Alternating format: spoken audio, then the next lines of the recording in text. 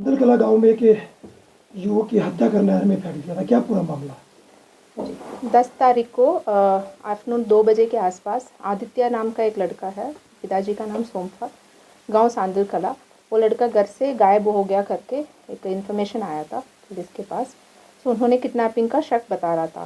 फिर 11 तारीख को उसका पर्चा दर्ज हुआ था बड़ी थाने में, एफआईआर नंबर 313। उसके बाद पुलिस का टीम जो उस लड़के को ढूंढने में लगा हुआ था। इसके बीच में एक मैसेज भी आया था और वीडियो नोट भी, वो लड़का का इंजरी हो गया ऐसे करके उनका दोस्त के पास एक मैसेज भी आया था। सो ये सब एविडेंसेस को आगे रखते हुए पुलिस ने उनका इंक्वायरी स्टार्ट किया था। 12 तारीख को फिर हमको दिल्ली का ग्रुप के थ्रू हमारा कोऑर्डिनेशन बना रहता था। सो उसमें हमको एक इन्फॉर्मेशन मिला था, एक युवक का डेड बॉडी उधर Munak canal Haiderpur water treatment plant के आसपास से उनको मिला था।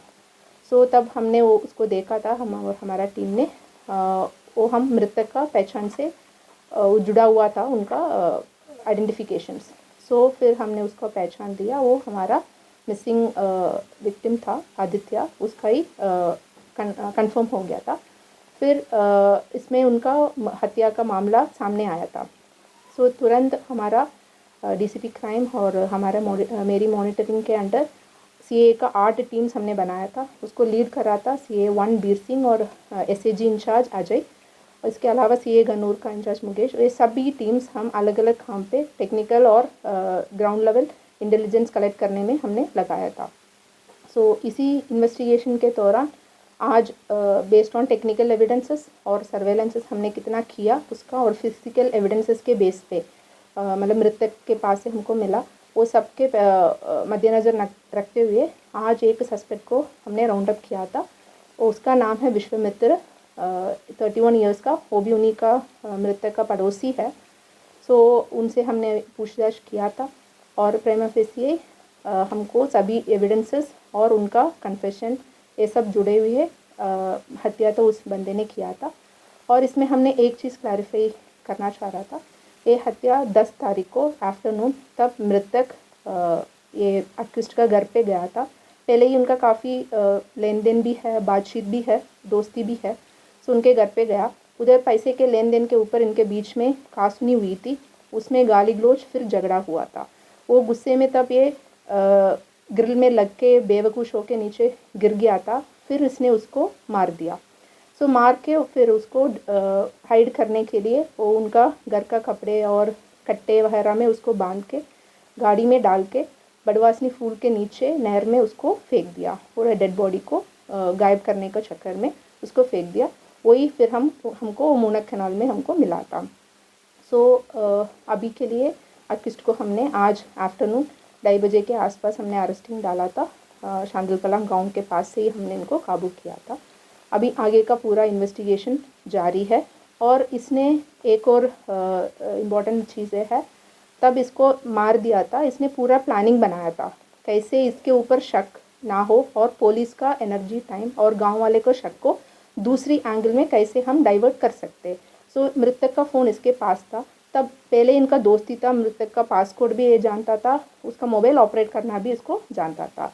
सो इसने ही रात को तब सभी गांव वाले इकट्ठे होके पुलिस और सर्च पार्टी बना रहा था, उनको डाइवर्ट करने के लिए एक पहले मैसेज किया था, मतलब मैं वापस आ जाऊंगा, ताकि ज़्यादा एनर्जी उस पर सर्च करने में ना लगे।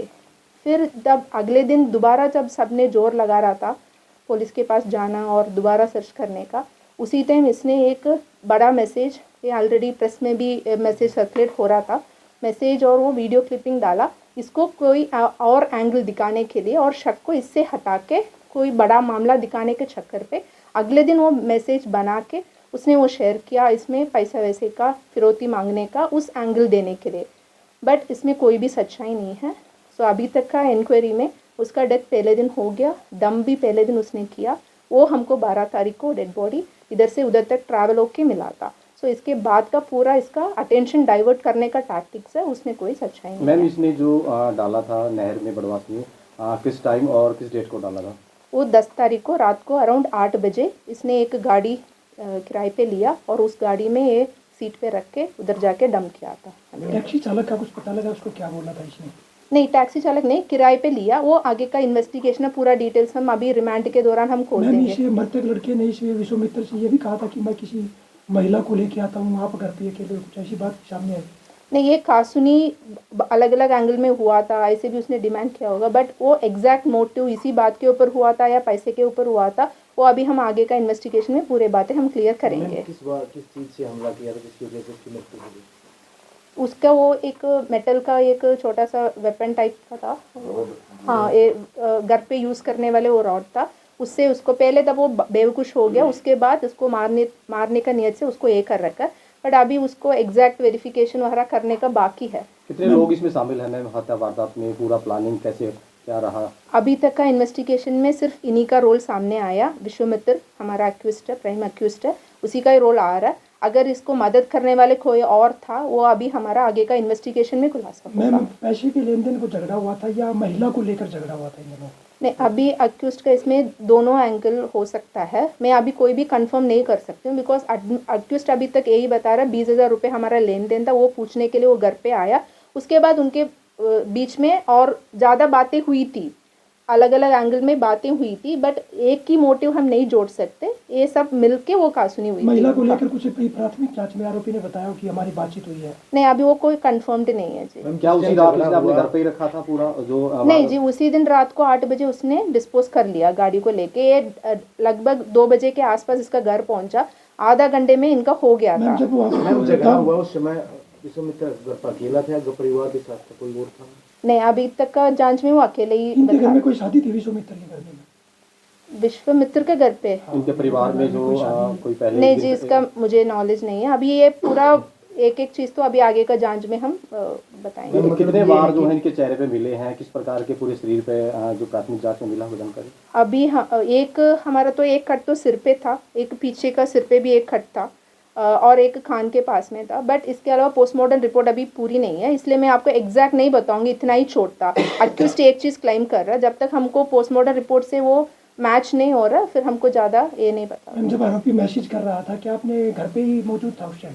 नहीं, पहले मैसेज करने के टाइम पे वो घर के मतलब बॉडी डिस्पोज करने का वो चक्कर पे था, वो जा रहा था, उस टाइम एक मैसेज छोड़ा। सेकेंड डे वो मैसेज करने के टाइम पे वो घर पे नहीं था, वो सोनीपत के तरफ जा रहा था, उधर जाके वो मैसेज किया था, ताकि वो कोई भी लोकेशन आया तो भी उसका मूविंग में दिखाएंगे।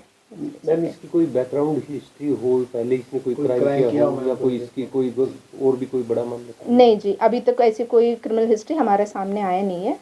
एक्यूज करता क्या था मैम, किस प्रलोभन को देकर घर पर बुलाया? एक्यूज्ड का काम जी करता क्या मैम?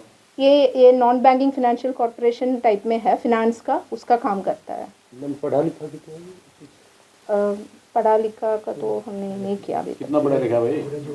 ग्रेजुएट है।